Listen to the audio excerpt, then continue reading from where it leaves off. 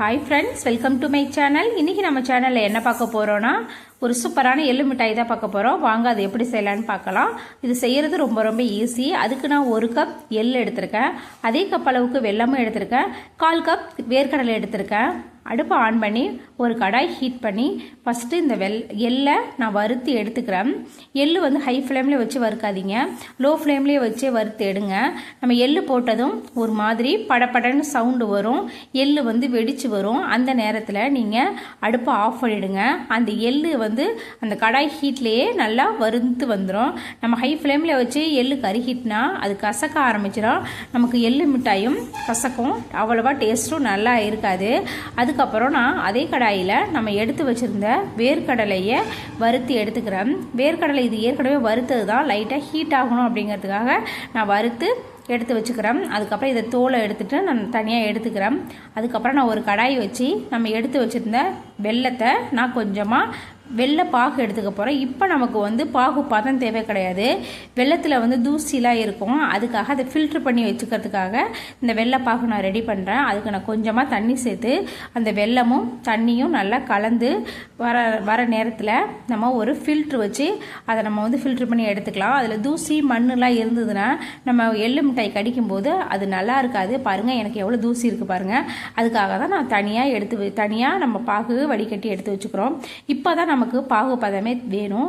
அதுக்கு நான் அடுப்பை ஆன் பண்ணி ஒரு கடாய் வச்சு நம்ம எடுத்து வச்சுருந்தோம்ல வெள்ளை பாகு, அதை கலந்துக்குங்க. கலந்து ஒரு 10 நிமிஷம் நல்லா அதை கொதிக்க விடுங்க. கொதிக்க விட்டதும் நமக்கு ஒரு திக்கான ஒரு கன்சிஸ்டன்சி வரும். அந்த ஸ்டேஜில் நம்ம என்ன பண்ணணும், ஒரு கிண்ணத்தில் தண்ணி வச்சுக்கோங்க. தண்ணி வச்சு பாகை டெஸ்ட் பண்ணிக்கிங்க. நான் முதல்ல கொஞ்சமாக தண்ணி எடுத்து அதில் இந்த பாகை ஊற்றி பார்த்தேன்.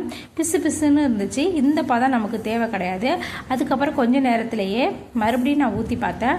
இந்த பாருங்கள், போட்டதும் நமக்கு தனியாக பந்து மாதிரி வந்துடுச்சு. போட்ட கொஞ்சம் நேரத்தில் அது நம்ம எடுத்தோம்னா உடையும். இதுதான் நமக்கு கரெக்டான ஸ்டேஜ். இந்த ஸ்டேஜில் நம்ம அடுப்பை ஆஃப் பண்ணிவிட்டு நம்ம எடுத்து வச்சுருந்த எள்ளை அதில் சேர்த்துக்குங்க. அடுப்பை ஆஃப் பண்ணிவிடுங்க. அந்த வெல்லமே ரொம்ப சூடாக இருக்கும், பார்த்து நம்ம வந்து எள்ளை சேர்க்கணும். கையில் பட்டுடுச்சுன்னா கை வெந்து போயிடும். அதுக்கப்புறம் கொஞ்சமாக நம்ம எடுத்து வச்சுருந்த வேர்க்கடலையும் அதை சேர்த்துக்கலாம். சேர்த்துட்டு ஒரு துணி வச்சு பிடிச்சிட்டு நல்லா கிண்டி விடுங்க. இதுலேயே நல்லா வெந்து போயிடும். அதுக்கப்புறம் நான் ஒரு பிளேட் எடுத்து அதில் நல்லெண்ணெயை தடவிக்கிறேன். நல்லெண்ணெய் தான் எள்ளு மிட்டாய்க்கு டேஸ்ட் கொடுக்கும். எள்ளு மிட்டாய் நல்லெண்ணெய் தடவிட்டு அதில் நான் இந்த எள்ளு மிட்டாய் ஒட்டாமல் இருக்கிறதுக்காக நல்லெண்ணெய் தடவின பிறகு கொஞ்சமாக கார்ன்ஃப்ளவர் தடவிக்கிறேன். உங்கள்கிட்ட பச்சரிசி மாவு, வேறு பொட்டுக்கடலை மாவு எது இருந்தாலும் தடவிங்க. நான் வந்து கார்ன்ஃப்ளவர் தடவிக்கிறேன். போட்டு இந்த நம்ம எடுத்து வச்சுருந்த அந்த வெள்ளை மிட்டாயும் போட்டு ஒரு ஸ்பூன் வச்சு நல்லா பரப்பி விட்டுக்குங்க. பாருங்கள், இப்படி தான் இருக்கும். அதுக்கப்புறம் ஒரு தோசை பிரட்டியை வச்சு நமக்கு வேணுங்கிற ஷேப்பை வந்து வெட்டி எடுத்துக்குங்க.